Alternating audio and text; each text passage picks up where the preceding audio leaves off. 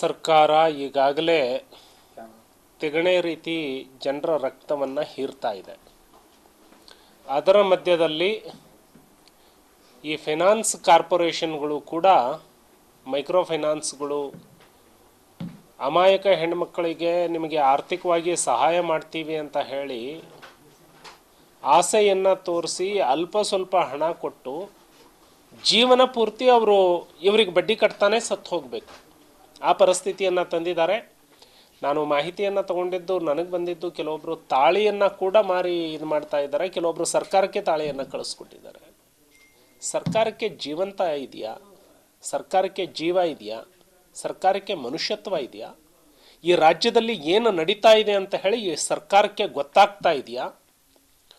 ಈ ಫೈನಾನ್ಸ್ ಕಂಪನಿಗಳು, ಮೈಕ್ರೋ ಫೈನಾನ್ಸ್ಗಳು ಯಾವ ರೀತಿ ಜನರ ಜೀವ ಹಿಂಡ್ತಾ ಇದ್ದಾವೆ ಅನ್ನೋದು ನಿಮ್ಮ ಗಮನಕ್ಕೆ ಬಂದಿದೆಯಾ?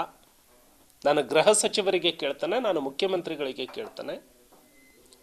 ನಿಮ್ಮ ಕುರ್ಚಿ ಗುದ್ದಾಟ ಈ ಜನಸಾಮಾನ್ಯರಿಗೆ ಬೇಕಾಗಿಲ್ಲ. ನಿಮ್ಮ ಭ್ರಷ್ಟಾಚಾರವನ್ನು ಮುಚ್ಚಿಕೊಳ್ಳಿಕ್ಕೆ ಸರ್ಕಾರದ ತೆರಿಗೆ ಹಣವನ್ನು ಬಳಸಿ ನೀವು ರಾಜಕೀಯ ಕಾರ್ಯಕ್ರಮವನ್ನು ಮಾಡಿಕೊಳ್ಳಿಕ್ಕೆ ಸರ್ಕಾರಕ್ಕೆ ನಿಮಗೆ ಜನ ವೋಟ್ ಹಾಕಿಲ್ಲ.